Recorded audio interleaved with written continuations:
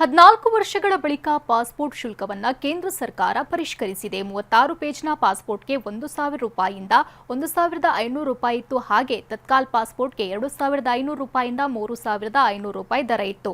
ಆದ್ರೀಗ ಹೊಸ ಪಾಸ್ಪೋರ್ಟ್ನ ಶುಲ್ಕವನ್ನು ₹2,500 ಮಾಡಲಾಗಿದೆ. ತತ್ಕಾಲ್ ಪಾಸ್ಪೋರ್ಟ್ನ ಶುಲ್ಕವನ್ನು ₹5,000 ಮಾಡಲಾಗಿದೆ. ಜುಲೈ 1ರಿಂದ ಹೊಸ ದರ ಜಾರಿಯಾಗಲಿದೆ. ಈಗ ಬೆಂಗಳೂರಿನ ಇತರ ಸುದ್ದಿಗಳನ್ನು ಫಟಾಫಟ್ ಅಂತ ನೋಡೋಣ. ಜಸ್ಟ್ ಫೈನಲ್ಲಿ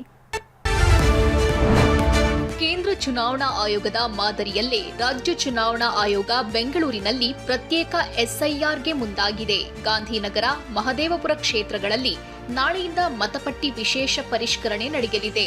2 ಕ್ಷೇತ್ರಗಳ 27 ವಾರ್ಡ್ಗಳಲ್ಲಿ ಎಸ್ಐಆರ್ ನಡೆಯಲಿದೆ. ಮಹದೇವಪುರ ಕ್ಷೇತ್ರದಲ್ಲಿ ವೋಟ್ ಚೋರಿ ನಡೆದಿದೆ ಅಂತ ಈ ಹಿಂದೆ ರಾಹುಲ್ ಗಾಂಧಿ ಆರೋಪಿಸಿದ್ರು. ಇದೀಗ ಅಲ್ಲೇ ಎಸ್ಐಆರ್ಗೆ ರಾಜ್ಯ ಚುನಾವಣಾ ಆಯೋಗ ಮುಂದಾಗಿದೆ. ಈ ಬಗ್ಗೆ ಕೇಂದ್ರ ಚುನಾವಣಾ ಆಯೋಗಕ್ಕೆ ದೂರು ನೀಡಲು ಬಿಜೆಪಿ ಮುಂದಾಗಿದೆ. ಕಬ್ಬನ್ ಪಾರ್ಕ್ ಮೆಟ್ರೋ ನಿಲ್ದಾಣದಲ್ಲಿ ಇವತ್ತು ಕೂಡ ತಾಂತ್ರಿಕ ದೋಷ ಉಂಟಾಗಿತ್ತು.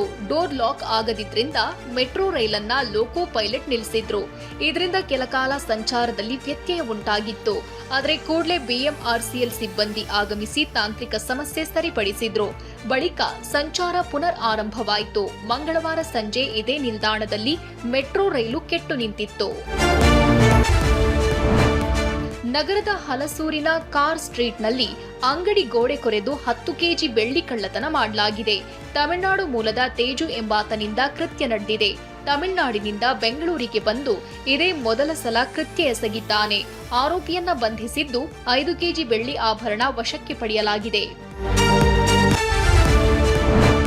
ನಗರದ ಕೆಜಿ ರಸ್ತೆಯಲ್ಲಿರುವ ಸ್ಕೈವಾಕ್ ಅಧ್ವಾನ ಎದ್ದಿದೆ. ಸ್ಕೈವಾಕರ್ನ ಕೆಲವು ಭಾಗಗಳಲ್ಲಿ ಕಾಂಕ್ರೀಟ್ ಉದುರಿ ಬೀಳ್ತಿದೆ. ಜಾಹೀರಾತು ಬ್ಯಾನರ್ಗಳು ರಾರಾಜಿಸುತ್ತಿವೆ. ರಾತ್ರಿಯಾದ್ರೆ ಸಾಕು ಸ್ಕೈವಾಕ್ ಪುಂಡ ಪೋಖ್ರಿಗಳ ಅಡ್ಡೆಯಾಗುತ್ತೆ. ಜನರು ಬಳಸಲಾಗದಂತಹ ಸ್ಥಿತಿಯಲ್ಲಿ ಸ್ಕೈವಾಕ್ ಇದ್ದು ಅಧಿಕಾರಿಗಳು ಈ ಬಗ್ಗೆ ಎಚ್ಚೆತ್ತುಕೊಳ್ಳಬೇಕಿದೆ.